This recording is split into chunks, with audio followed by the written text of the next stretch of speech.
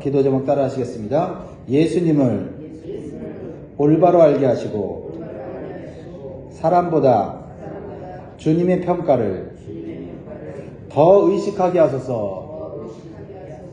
아멘. 할렐루야. 아멘. 자, 오늘 하루도 밝았습니다. 어떻게 살아야 되겠습니까? 네, 성령의 인도하심으로 말씀의 지혜로 살기를 주의 이름으로 축복합니다. 세상 사람들과 예수님을 믿는 사람들과의 분명한 차이점들이 있죠. 네. 그 중에 한 가지를 말하라고 한다면 그것은 하나님 말씀에 대한 태도입니다. 그리고 하나님 말씀을 들을 때 오는 즐거움이 있다는 거예요. 네. 있죠? 이 말씀에 대한 즐거움. 네. 그 어떤 맛있는 음식보다 맛이 있다고 느껴지는 이 말씀들을 받을 때 참 행복하다는 느낌이 들어요. 야, 세상이 주지 못하는 즐거움이고 영적인 복인 줄 믿습니다. 그러니까 우리가 아침 일찍 일어나서 말씀을 먼저 보고 기도하는 거 아니겠어요? 여러분들은 말씀을 들을 때 이러한 영적인 즐거움이 있습니까? 있기를 원하십니까? 그렇다면 복 받은 자예요. 이런 영적인 복을 날마다 누리시기를 주의 이름으로 축복합니다. 오늘 본문에 보면 예수님께서 하나님의 말씀을 가르치실 때 즐거움으로 듣는 사람들이 나와요. 즐거움으로 듣는 사람들. 참 복된 사람들이죠. 37절에 보면 다윗이 그리스도를 주라 하였은즉 어찌 그의 자손이 되겠느냐 하시니 많은 사람들이 즐겁게 듣더라. 왜요? 예수님의 말씀은 하나님의 말씀이에요. 진리예요. 그 말씀을 듣고 영적인 귀가 열렸어요. 그러니까 영적인 즐거움, 행복이 찾아오는 거예요. 예, 이것이 우리 인생의 가장 큰 복입니다. 그러나 반대로 예수님의 가르침을 깨닫지 못하는 어리석고 불쌍한 사람들이 나와요.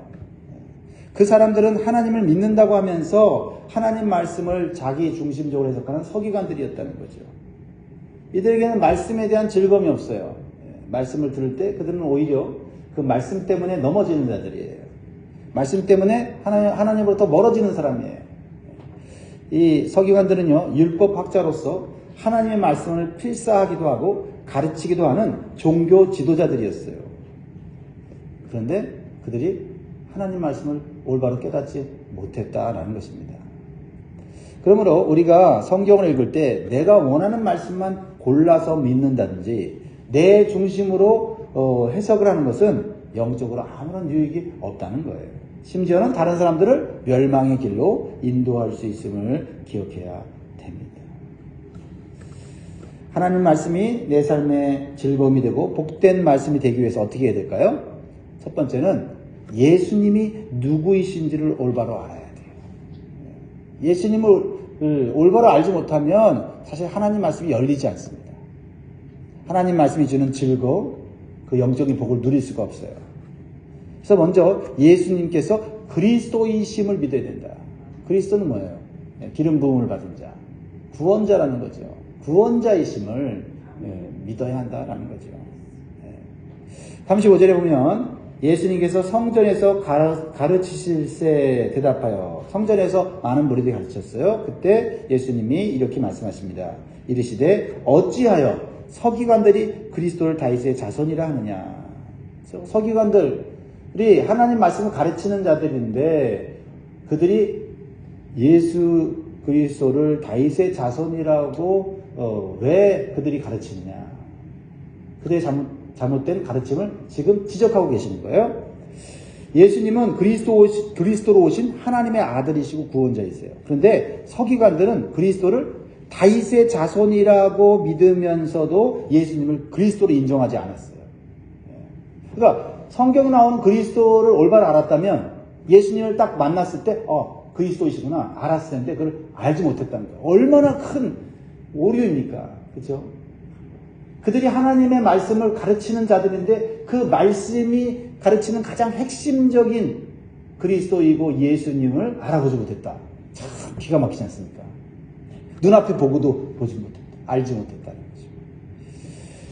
왜냐하면 그리스도를 그저 다윗의 혈통을 이어받은 혈통적인 메시아, 군사적이고 정치적인 메시아로 여겼기 때문에 자기 민족을 위한 그런 정치적인 구원자로만 여겼기 때문에 예수님을 알아볼 수가 없는 거예요. 이것은 하나님 말씀을 겸손한 자세로 연구하지 않고 자신이 믿고 싶은 것만 믿는 자들의 모습을 보여주고 있어요. 또한 성령을 의지하지 않고 그저 육신적인 유익을 위해서 말씀을 해석했기 때문이에요. 여러분, 하나님 말씀은 내가 읽는 게 아니에요. 성령을 통해서 감동을 받고 읽어야만 깨달아지는 거예요. 그러니까 우리는 말씀을 대할 때 겸손해야 되는 거죠. 이 겸손함이 없으면 이 말씀을 잘못 해석하거나 내 중심으로 해석할 수밖에 없다라는 거죠. 그래서 예수님께서 이러한 그리스도에 대한 서기관들의 편협한 사고와 오류를 올바른 성경 해석을 통해서 가르쳐 주신 거예요. 예수님은 성경을 성경으로 해석하세요. 이게 가장 좋은 방법이죠. 자, 서기관들이 그토록 존경하고 메시아의 모델로 여겼던 사람이 누구냐면 다윗이에요. 다윗의 자손으로 그리스도가 온다고 그렇게 믿었잖아요. 그러면 정작 다윗은 그리스도를 누구라고 여겼냐는 거예요. 이것이 오늘 예수님이 아주 촌철살인과 같은 핵심적인 어떤 이 메시지를 전하고 있는 거예요. 다윗은 다윗의 자손으로 오실 그리스도를 누구라고 여겼냐는 거예요. 혈통적인 자손으로 그저 여겼냐, 아니면 이스라엘을 구원하는 군사적이고 정치적인 메시아로 그렇게 알았냐라는 거예요. 그렇지 않았다는 거죠. 예수님이 그냥 자기가 혼자 하는 말이 아니에요.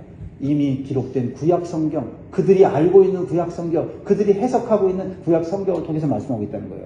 시편 110편 1절의 말씀을 인용하세요. 36절에 보면 다윗이 성령에 감동하여, 봐요. 다윗도 성령의 감동에서 하나님 말씀을 받는 거예요. 다윗이 성령에 감동되어 친히 말하되 주께서 내 주께 이르시되 내가 내 원수를 내 발 아래 둘 때까지 내 우편에 앉았으라 하셨도다 하였느니라. 자, 여기 보면 다윗은 두 분의 주님을 말하고 있죠. 두 분의 주님을. 그렇죠? 주께서 내 주께 이르시되. 아니, 주님이 두 분이에요. 그러면 앞에 주님은 누구? 뒤에 주님은 누굴까요? 앞에 주님은 히브리어로 보면 여호와라고 되어 있어요. 그러니까 하나님 아버지예요. 그러면 두 번째 주님은 누구예요? 바로 하나님의 아들이신 예수 그리스도신 거예요. 다윗은 자신의 자손으로 올 메시아를 보면서 자신의 혈통적인 자손이라고 생각하지 않았어요. 비록 혈통적인 자손의 계보로 나왔지만 다윗은 그렇게 생각하지 않았다는 거예요.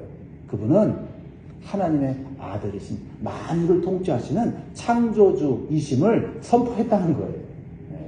근데 정작 서기관들은 다윗을 존경하고 다윗의 나라를 이루는 메시아가 오고 그 다윗의 자손으로 올 메시아는 혈통적인 메시아라고 스스로 그냥 편협한 사고로 해석을 해버린 거예요. 왜? 자신에게 유리하고 자기 민족에 유리한 대로 그렇게 해석해버리는 거예요.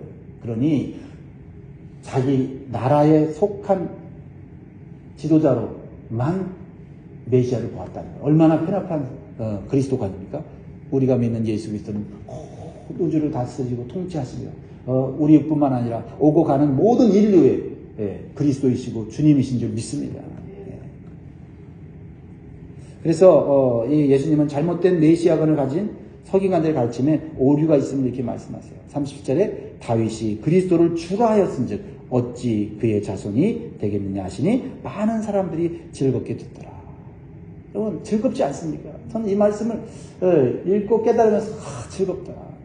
예수님이 우리의 삶의 한 영역만 다스리는 분이 아니라 모든 영역을 다 다스리고 해결해 주시고 함께 해 주시고 역사하실 뿐만 아니라 나뿐만 아니라 내 자손들까지, 내가 낳지도 않은 미래의 자손들까지 예수님은 구원자 되시고 그들의 삶을 인도하신다 생각해 보세요. 신나지 않습니까? 거기다가 나뿐만 아니라 우리 가족뿐만 아니라 온 인류 온 민족이 예수 그리스도를 구주로 영접하고 그분의 백성이 되어 그분을 찬송하면서 행복해하는 그 얼굴을 보면 더 즐겁지 않습니까?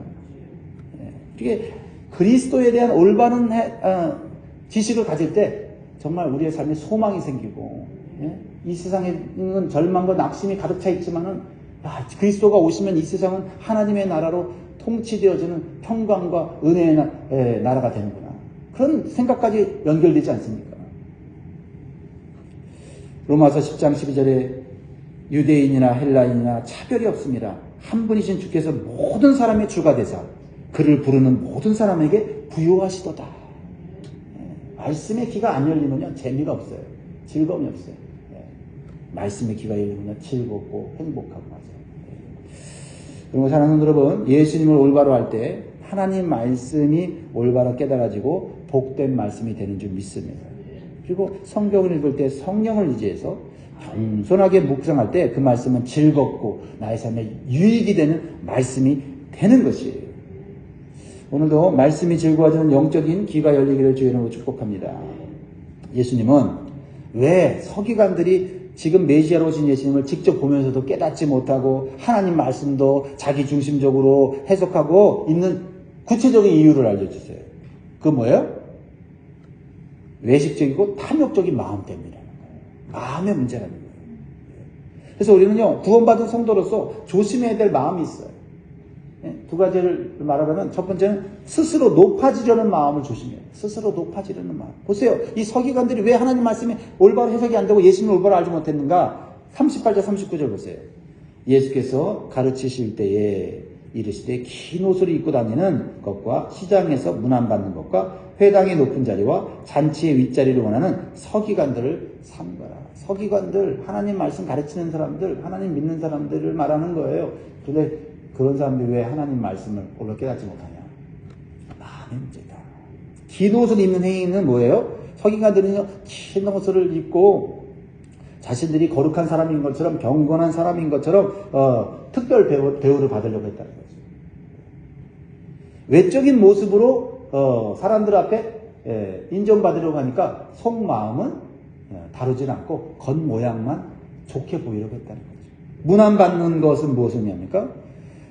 서기관들은요, 공개적인 장소에서 특별히 시장에서 사람들에게 막 인사를 받기를 좋아했어요. 그래서 저 사람 누구야? 저 사람 서기관이야. 서기관들은 당시 사회적으로도 종교적으로도 높은 위치에 있던 사람들이니까 이렇게 인사받는 걸 좋아하는 거예요. 인사받는 거예요. 그 다음에 윗자리를 원했다는 거죠. 어떤 모임이든지 자신이 돋보이는 자리에 앉으려고 하는 거예요. 사람들이 자신을 높여주고 다른 사람들에게 대우를 받으려고 하는 교만한 행동이 바로 상석, 윗자리에 앉으려고 하는 마음이에요.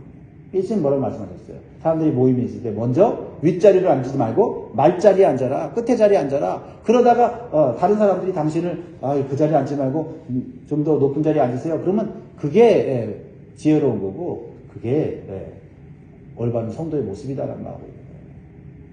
내가 저 높은 자리에 앉아야 되는데 하면서 머리 굴리고 앉아있고 그 자리를 찾아내려고 하는 그 마음에는 하나님의 은혜가 임할 수 없다는 거죠. 하나님 말씀을 올바로 깨달을 수도 없어요. 또 깨닫는다 해도 양심에 찔리고 그것을 무시해버릴 수밖에 없죠. 그렇습니다. 우리는 처음부터 사람들을 만날 때 모임에 갈 때 마음을 벌써 이렇게 말씀으로 우리를 이렇게 다져야 돼요. 대우받으려고 가지 말자. 인사받으려고 가지 말자. 높은 자리에 앉으려고 가지 말자. 그러면 시험 받을 일이 없어요. 교회 올 때도 마찬가지예요. 대우받으려고 교회 가지 말자. 인사받으려고 교회 가지 말자. 높은 자리에 가려고 교회 가지 말자. 이런 마음 갖고 오면 누가 인사해주면 고맙고 누가 날 대우해주면 너무 감사하고 난 자격도 없는데 이렇게 하는 게 바로 예수님의 말씀대로 사는 것입니다. 할렐루야. 야고보서 4장 6절에 그러나 더욱 큰 은혜를 주시나니 그러므로 일러서되 하나님이 교만한 자를 물리치시고 겸손한 자에게 은혜를 주신다 하였느니라. 두 번째로 하나님 말씀을 올바로 깨닫지 못하는 이유, 서기관들과 같이 살지 말라고 하는 주님의 말씀의 의미는 남의 것을 탐내는 마음을 조심하라는 거예요. 남의 것을 탐내는, 내 것이 아닌데, 나에게 주신 것이 아닌데 그것을 탐내지 말라는 거예요. 내가 가진 것으로 나눠주고 섬겨야 되는데 오히려 다른 사람, 하나님이 내게 주지 않은 것, 그 사람에게 준 것을 뺏으려고 하는 마음을 가진 사람들이 바로 서기관들이었다는 거죠. 그래서 4절에 보면 그들은 과부의 가산을 삼키며 이렇게 나오죠. 과부의 가산을 어떻게 과부의 가산을 삼킬까 해서 좀 이렇게 좀 자료를 찾아보니까 그 당시에 과부들이 이제 남편이 남겨놓은 재산을 그래도 믿을 만한 서기관들에게 맡겼다는 거예요. 그래서 그것을 관리해주고 또 그것을 통해서 과부가 먹고 살 수 있도록 이렇게 부탁을 했는데 이 서기관들이 그 당시 서기관들이 타락해갖고 이 과부의 가산을 이용해서 오늘날 말하면 부동산 투기를 하고 뭐 주식을 하고 뭐 그랬겠죠. 그래갖고 자신이 그런 것들을 몰래 받아 먹은 거예요. 몰래 취한 거죠. 부당 이득을 취한 것입니다. 예수님은 다 알고 계셨어요. 그러니까 남의 것을 탐내는 마음 속에 어찌 하나님 말씀이 깊이 올바로 깨달아지겠냐는 거예요. 남의 얘기 아니라 내 얘기죠. 그리고 외식적인 종교 생활을 조심하라. 아까도 얘기했지만은 외식으로 길게 기도하는 자니라고 말하고 있어. 외식으로 길게. 그러니까 사람들이 보는 공개장소에서 길게 기도하는 거예요. 거룩한 목소리로 말이죠. 화려한 언어로 막 기도하는 거예요. 그래서 사람들이 그 기도를 듣고 와, 저 사람 신령하다, 저 사람 대단하다, 이렇게 칭찬받기를 원하는 거죠. 예수님은 아신다 이 말이에요. 근데 이런 모든 것이 주님 앞에 설 때 중한 판결을 받는다. 즉 당장은 아니지만 언젠가 주님 앞에 섰을 때 주님은 우리가 말하고 생각하고 행동한 모든 것들을 다 올바로 바로잡는 날이 온다는 거예요. 그러니까 당장 지금 나한테 좋다고 해서 그게 좋은 게 아니에요. 당장 나에게 유익이 있다고 해서 그게 유익이 아니라고요. 주님 앞에 서는 그날 다 그것이 옳고 그름이 판결나니까 우리는 나에게 유익이 돼도 이것이 하나님 말씀에 옳지 않으면은 그것을 포기할 수 있는 마음, 그것이 주님 앞에 섰을 때 복된 마음이고 칭찬받는 길이 된다 이 말이죠. 마태복음 16장 27절에 보면 인자가 아버지의 영광으로 그 천사들과 함께 오리니 그때에 각 사람이 행한 대로 갚으리라.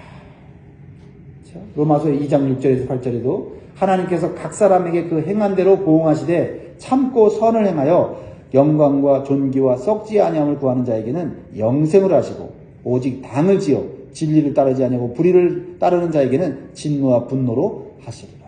그러니까 여러분 올바로 살려고 하고 정직하게 살려고 하고 말씀대로 살려고 하다가 억울한 일 당한 거 해결되지 않아도 여러분 소망을 가지십시오. 해결되는 날이 온다.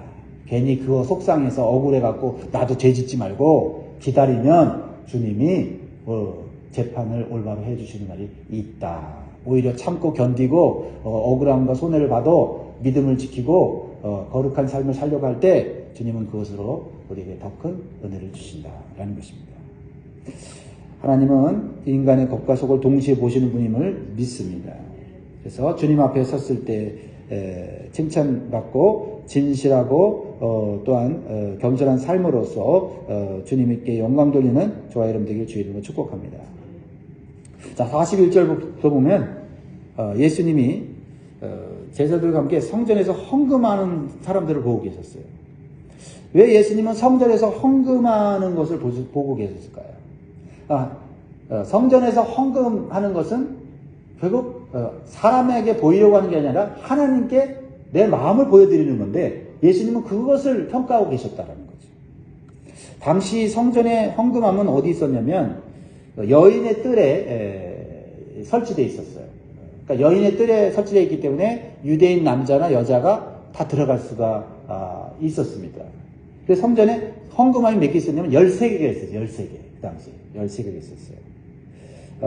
성전세와 제물 대신 드리는 헌금을 위한 9개의 헌금함이 있었고 4개는 가난한 자들을 위해서 구제하기 위한 헌금함이 4개가 있었어요.